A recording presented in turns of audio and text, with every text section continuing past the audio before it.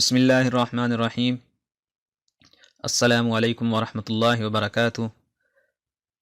اتفاق T V کی جانب سے یہ سلسلہ خاص طور پر کالج اور یونیورسٹی کے بی ایس کے طلباء کرام کے لیے ہے کہ جس میں اسلامیات لازمی کا کورس ایچ ای سی کی آؤٹ لائن کے مطابق مکمل پڑھایا جائے گا۔ سبق کو شروع کرنے سے پہلے اتنی بات کی وضاحت ضروری ہے کہ اہل علم حضرات یہ بات ملحوظ رکھیں کہ یہ سلسلہ اور اس میں پڑھانے کا جو طریقہ کار ہے وہ بی ایس لیول کے طلباء کی ذہنی ساخت کو سامنے رکھ کر اختیار کیا گیا ہے، لہٰذا بہت سارے مقامات ایسے ہو سکتے ہیں جہاں پر کسی علمی اصطلاح کو ذکر کیا جا سکتا ہے یا وہاں پر کوئی علمی بحث کی جا سکتی ہے، لیکن اس کو چھوڑنے کا یا خاص علمی اصطلاح کو استعمال نہ کرنے کی وجہ طلبہ کرام کی ذہنی ساخت ہے۔ تو ہم آج اپنا پہلا لیکچر شروع کرتے ہیں۔ تو عزیز طلبہ، اللہ تبارک و تعالیٰ نے انسان کو جب پیدا کیا تو اس کے ارد گرد بہت ساری اشیاء رکھی ہیں اور انسان کو ان کا علم حاصل کرنے کی ضرورت پیش آتی ہے، ان کے بارے میں جاننے کی ضرورت پیش آتی ہے۔ تو اللہ تبارک و تعالیٰ نے سب سے پہلے جو انسان کو ان چیزوں کے بارے میں معلومات حاصل کرنے کا جو ذریعہ دیا ہے وہ زبان ہے۔ زبان کے ذریعے سے انسان کسی بھی چیز کو چکھ کر یہ معلوم کر لیتا ہے کہ اس کا ذائقہ کڑوا ہے یا میٹھا ہے، لیکن زبان کے ذریعے سے وہ ساری اشیاء کا علم حاصل نہیں کر سکتا، اس کے بعد بھی بہت ساری چیزیں بچ جاتی ہیں۔ اور اگر کسی چیز کے بارے میں معلوم کرنا پڑ جائے کہ اس کی ساخت کیسی ہے تو زبان یہ کام کرنے سے عاجز آ جاتی ہے۔ تو اللہ تبارک و تعالیٰ نے جو دوسرا ذریعہ انسان کو دیا ہے وہ ہے ہاتھ۔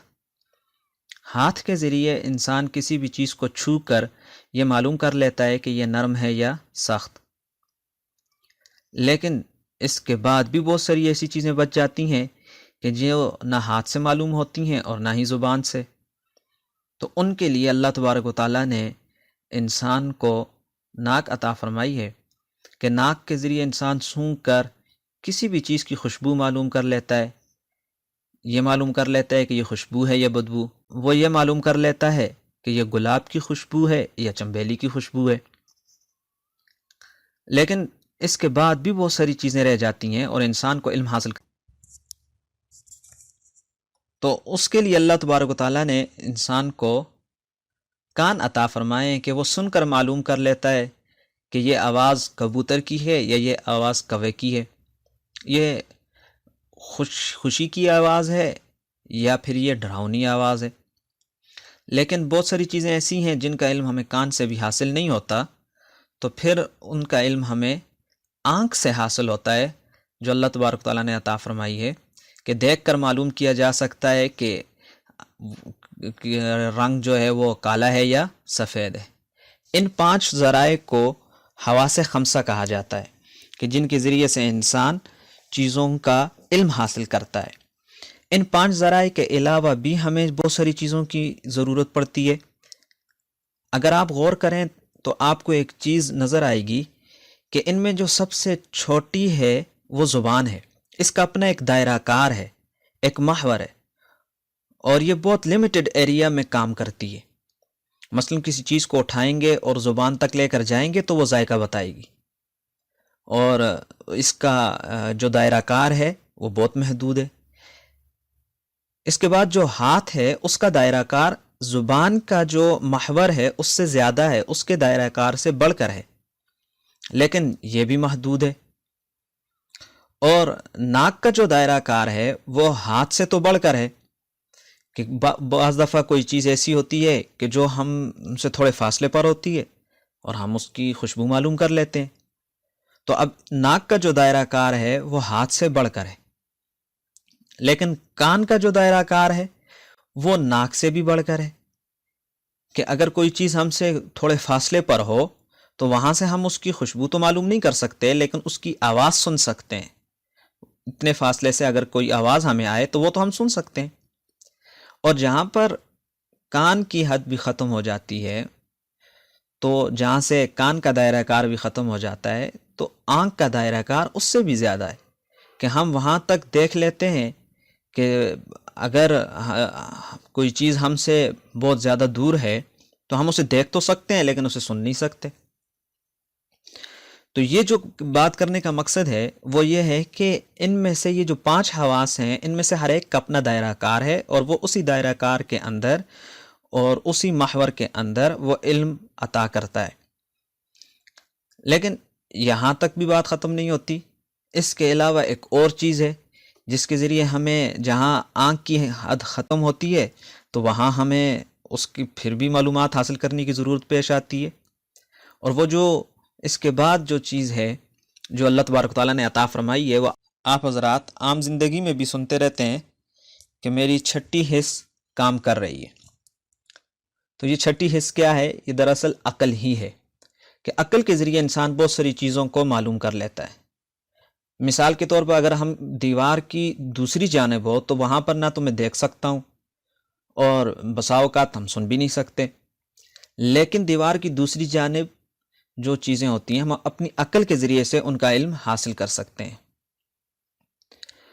تو یہاں تک کی بات کا خلاصہ یہ ہوا کہ یہ جتنی بھی حواس ابھی تک ہم نے پڑھے ہیں ان سب کا ایک اپنا ایک دائرہ کار ہے اور وہ اسی کے اندر کام کرتے ہیں، اور عقل کا دائرہ کار بھی ایک محدود لمیٹڈ ایریا ہے کہ جس کے اندر عقل کام کرتی ہے۔ تو یہ جو 6 ذرائع ہیں ان کے ذریعے سے انسان علم حاصل کرتا ہے، لیکن ایک سوال یہ پیدا ہوتا ہے کہ کیا ان ذرائع کے بعد بھی ہمیں کسی اور ذریعے سے علم حاصل کرنے کی ضرورت باقی رہتی ہے؟ مثال کے طور پر اگر میرے سامنے ایک شخص بیٹھا ہوا ہو تو میں اپنے حواس خمسہ سے یہ تو معلوم کر لیتا ہوں کہ اس کی رنگت کیسی ہے، اس شخص کی جسامت کیسی ہے، اس کی جسم کی ساخت کیسی ہے، لیکن آیا وہ شخص جو ہے میرے سامنے بیٹھا ہوا ہے جس کے والدین کو میں نے اپنی زندگی میں کبھی بھی نہیں دیکھا، لیکن میں اپنی عقل سے یہ معلوم کر لیتا ہوں کہ چونکہ اللہ تبارک و تعالیٰ کا عام معمول یہی ہے کہ کوئی بھی انسان بغیر والدین کے پیدا نہیں ہوتا، تو میں اس نتیجے پہ پہنچ جاتا ہوں کہ یہ جو شخص میرے سامنے بیٹھا ہوا ہے اس کے والدین بھی ہے۔ تو یہ اس شخص کے وجود سے اس کے والدین تک جو میں پہنچا ہوں یہ عقل کے ذریعے پہنچا ہوں۔ تو کیا اس کے بعد بھی بعض ایسی چیزیں رہ جاتی ہیں جو ہمیں عقل سے حاصل نہ ہوتی ہوں؟ تو یقیناً ایسی ہیں۔ مثال کے طور پر اب یہی شخص جو میرے سامنے بیٹھا ہوا ہے جس کے والدین تک تو میں پہنچ گیا، لیکن سوال یہ پیدا ہوتا ہے کہ اس شخص کو کیوں پیدا کیا گیا، اس کا وجود کیوں ہے؟ اب یہ ایک ایسا سوال ہے کہ اس کا جواب عقل نہیں دے سکتی۔ تو عقل جہاں پہ ختم ہو جاتی ہے، جہاں پہ عقل کا دائرہ کار ختم ہوتا ہے اور انسان کی ضرورت پھر بھی باقی رہتی ہے، اسے بہت سارے سوالات کے جوابات چاہیے ہوتے ہیں، اسے بہت ساری معلومات حاصل کرنی ہوتی ہے، بہت سارا علم حاصل کرنا ہوتا ہے، اور جو عقل کے ذریعے حاصل نہیں ہو سکتا، تو پھر وہاں پر ہمیں جو ہے وہ ضرورت پڑتی ہے وحی کی۔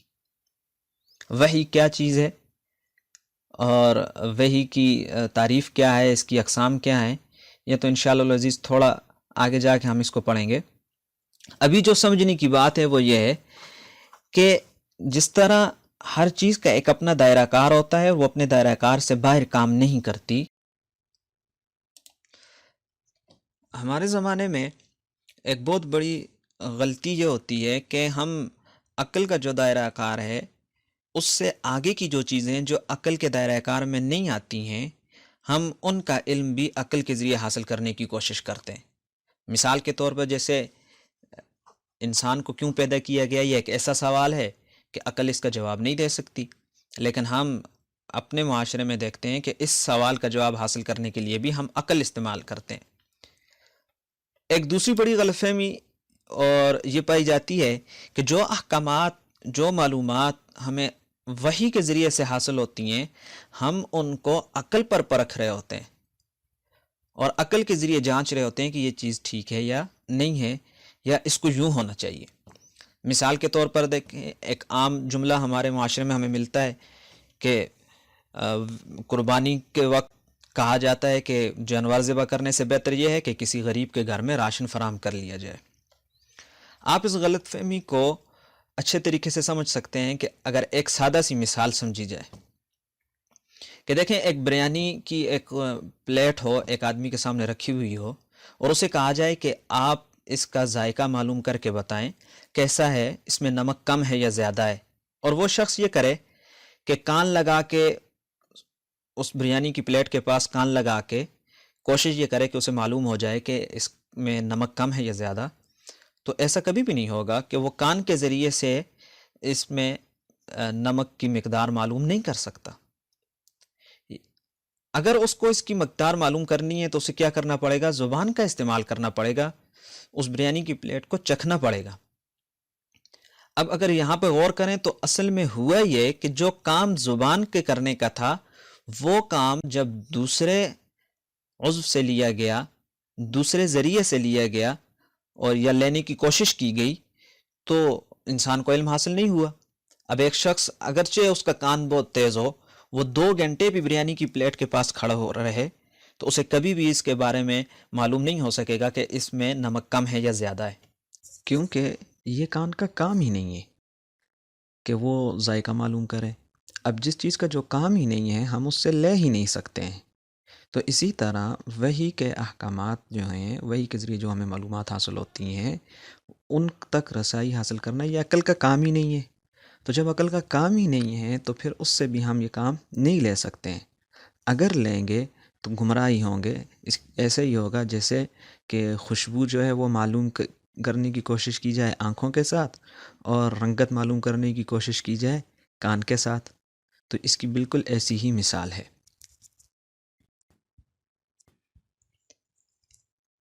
اب اگر آپ کو یہ بات اچھی طریقے سے سمجھ میں آ جائے کہ وحی کے جو احکامات ہیں ان میں عقل نہیں دوڑائی جا سکتی، تو بہت سارے سوالات کے جوابات آپ کو مل جائیں گے۔ مثلا ہمارے معاشرے میں کہا جاتا ہے حج اور عمرہ کرنے کے بجائے کسی غریب کی بیٹی کے لیے جہیز مہیا کرنا چاہیے۔ اسی طرح ایک سوال سامنے یہ آتا ہے کہ عید الاضحیٰ کے موقع پر جانوروں کی قربانی کیوں کی جاتی ہے؟ اس سے بہتر ہے کسی غریب کے گھر میں 1 مہینے کا راشن دیا جائے۔ محنت کر کے انسان کمائے اور پورا سال وہ کماتا رہے، اور پھر اس میں سے وہ کسی فقیر کو لازمی طور پر زکوٰۃ بھی ادا کرے۔ اسی طرح یہ جملہ تو آپ بہت زیادہ سنتے ہوں گے کہ پردہ تو دل کا ہی کافی ہے، برقع پہن کر بھی بے حیائی کی جا سکتی ہے، لہٰذا برقعے کے بغیر انسان اپنا دل صاف رکھے اور وہ پردہ کرنے کی ضرورت نہیں، اور داڑھی رکھ کر خدمت خلق نہ کرنے سے بہتر ہے کہ داڑھی کے بغیر خدمت خلق کی جائے۔ اب یہ جو اس طرح کے سوالات ہیں کثیر تعداد میں، چند ایک مثالیں آپ حضرات کے سامنے رکھی ہیں، ان میں سب سے بنیادی غلطی ہی یہ ہے کہ جو احکامات وحی کے ذریعے سے ہمیں ملے ہیں، ان میں جب لوگوں نے اپنی عقل دوڑائی تو انہوں نے غلطی کھائی، اور جب بھی وحی کے احکامات میں عقل دوڑائی جائے گی، ان کو عقل پر پرکھا جائے گا، تو پھر وہاں سے گمراہی جنم لیتی ہے۔ اب حج اور عمرہ، اسی طرح قربانی، زکوٰۃ، پردے کے احکامات، داڑھی رکھنے کے احکامات، یہ ہمیں وحی کے ذریعے سے ملیں، اور جو چیزیں وحی کے ذریعے سے ملی جائیں ان کو عقل پر نہیں پرکھا جاتا۔ میں اس کے لیے 2 مثالیں آپ کے سامنے رکھوں گا۔ دیکھیں، مثال کے طور پر طلبہ کرام جو ہیں وہ فٹ بال کھیلتے ہیں عصر کے بعد، اور عصر کی نماز پڑھی انہوں نے وضو کر کے، اور اس کے بعد فٹ بال کھیلنے لگ گئے۔ فٹ بال کھیلتے کھیلتے ایک کو گھٹنے پہ چوٹ لگی، اور اس نے فوری طور پر وہاں پر جو بھی اس کے پاس میسر تھا، کوئی رومال وغیرہ یا ٹیشو وغیرہ سے اپنا گھٹنا صاف کیا، جو خون آ رہا تھا وہ ختم ہوا، کوئی اس کے کپڑوں پر بھی مزید داغ نہیں، اور وہ کھیلنے میں مصروف ہو گئے۔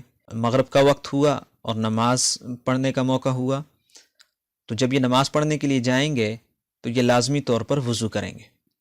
اب آپ یہ دیکھیں کہ عقل تو یہ کہتی ہے کہ چوٹ تو لگی تھی گھٹنے پہ اور خون وہاں سے بہا تھا، اب وہ تو ختم ہو گیا، وہ جگہ تو صاف کر لی، تو وضو کرنے کا کیا مطلب ہے؟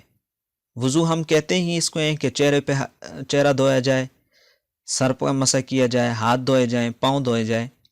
تو عقل یہ کہتی ہے کہ جب زخم تو لگا تھا گھٹنے پہ، خون وہاں پہ بہا تھا، وہ جگہ صاف ہو چکی، تو چہرہ کیوں دھویا جائے، ہاتھ کیوں دھوئے جائیں، سر کا مسح کیوں کیا جائے؟ لیکن چونکہ یہ حکم ملا ہے وحی کے ذریعے سے، لہٰذا یہاں پر عقل نہیں دوڑائی جائے گی۔ اسی طرح حضرت علی رضی اللہ تعالیٰ عنہ سے کسی نے پوچھا تھا کہ سوال کرنے والے نے کہ کیا دین کے احکامات میں عقل دوڑائی جا سکتی ہے؟ تو حضرت علی رضی اللہ تعالیٰ نے فرمایا نہیں، اور پھر مثال کے طور پر اس طرح سمجھایا کہ دیکھیں جو موزہ ہوتا ہے، جو چمڑے کا موزہ ہوتا ہے، اگر انسان اس کو پاؤں صاف کر کے اس کو پہن لے اور پھر وضو کی ضرورت پیش آئے، لیکن حضرت علی رضی اللہ تعالیٰ نے یہ سمجھایا کہ دیکھو شریعت یہ کہتی ہے مسح کرنا ہے موزے کی اوپر والی جانب، جبکہ گندگی لگنے کے جو چانسز ہیں وہ ہیں نیچے والی جانب. اگر لگی ہوئی ہے پھر تو اسے ہٹانا پڑے گا، لیکن چانسز جو ہیں وہ ہیں نیچے والی جانب. تو عقل تو یہ کہتی ہے کہ جہاں چانس ہے وہاں پہ ختم کرو، جہاں پر احتمال ہے کہ یہاں گندگی لگی ہوئی ہوگی اس جگہ کو صاف کرو، اس کا مسح کرو. لیکن شریعت یہ کہتی ہے کہ نہیں، مسح جو ہے وہ موزے کے اوپر والی جانب کرنا ہے، وہ نیچے والی جانب نہیں کرنا. اس سے پتہ چلا کہ شرعی احکامات کے اندر عقل نہیں دوڑائی جاتی. جب بھی عقل دوڑائی جائے گی تو وہاں پر گمراہی پیدا ہوگی. ہم نے پڑھا کہ عقل سے اوپر وحی ہے، تو سب سے پہلے ہم یہ دیکھتے ہیں کہ وحی کی تعریف کیا ہے. وحی کہتے ہیں پوشیدہ پیغام، خفیہ پیغام، یعنی اللہ تبارک و تعالیٰ کا ایسا پیغام جو وہ اپنے منتخب شدہ بندوں تک پہنچاتا ہے، اور وہ اللہ تبارک و تعالیٰ کا پیغام ہوتا ہے، خفیہ پیغام ہم اسے کہتے ہیں. وحی کے ضمن میں ہم نے وحی کی اقسام پڑھنی ہے اور وحی نازل ہونے کے طریقے. تو وحی کی اقسام کیا ہیں؟ وحی کی دو قسمیں، ایک کو ہم کہتے ہیں وحی مطلوب اور ایک کو ہم کہتے ہیں وحی غیر مطلوب. وحی مطلوب کہتے ہیں تلاوت کی جانے والی چیز کو، اور غیر مطلوب یعنی جس کی تلاوت نہ کی جائے. آسان الفاظ میں قرآن کریم کو ہم وحی مطلوب کہتے ہیں اور حدیث کو ہم وحی غیر مطلوب کہتے ہیں. اس کا مطلب یہ ہوا کہ وحی کی دو قسمیں، ایک قرآن کریم، دوسرا حدیث. حدیث بھی دراصل وحی ہے، اور صرف فرق اتنا ہے کہ قرآن کریم کی تلاوت کی جاتی ہے اور حدیث کی تلاوت نہیں کی جاتی. وحی نازل ہونے کے طریقے وہ کئی ہیں، لیکن ہم یہاں پر صرف مشہور 3 طریقے دیکھتے ہیں کہ عام طور پر جو وحی ہوتی ہے وہ انہی مشہور 3 طریقوں سے آتی ہے. ان میں سب سے پہلا طریقہ وحی قلبی کا ہے. قلب کہتے ہیں دل کو، کہ اللہ تبارک و تعالیٰ اپنا پیغام اپنے منتخب شدہ بندے یعنی نبی کے دل پر براہ راست ڈال دیتے ہیں، درمیان میں کوئی واسطہ بھی نہیں ہوتا. اسے وحی قلبی کہا جاتا ہے. دوسری وحی کی جو قسم ہے اسے وحی حجابی کہتے ہیں. حجاب پردے سے ہیں، یعنی اللہ تبارک و تعالیٰ پردے کے پیچھے سے درمیان میں پردہ حائل ہوتا ہے، اور ایک طرف اللہ تبارک و تعالیٰ کا منتخب شدہ بندہ ہوتا ہے. اللہ تبارک و تعالیٰ اس تک اپنا پیغام پہنچا دیتے ہیں. جیسے موسیٰ علیہ السلام کوہ طور پر گئے، اللہ سے گفتگو کی، لیکن اللہ تبارک و تعالیٰ کو دیکھا نہیں. تیسرا جو طریقہ ہے وہ ہوتا ہے وحی ملکی. ملک کہتے ہیں فرشتے کو، یعنی اللہ تبارک و تعالیٰ اپنا پیغام ایک فرشتے کے ذریعے اپنے منتخب شدہ بندے تک پہنچا دیتے ہیں. اس کو کہتے ہیں وحی ملکی. تو ان مشہور 3 طریقوں سے وحی نازل ہوتی ہے، یعنی اللہ تبارک و تعالیٰ اپنا پیغام اپنے منتخب شدہ بندے تک پہنچا دیتے ہیں. اس کے بعد ہم وحی کی جو اقسام ہیں ان کو تفصیل سے پڑھیں گے. وحی مطلوب، وحی غیر مطلوب، یعنی قرآن کریم اور حدیث شریف. آج کے لیے اتنا ہی کافی ہے. والسلام علیکم ورحمۃ اللہ وبرکاتہ.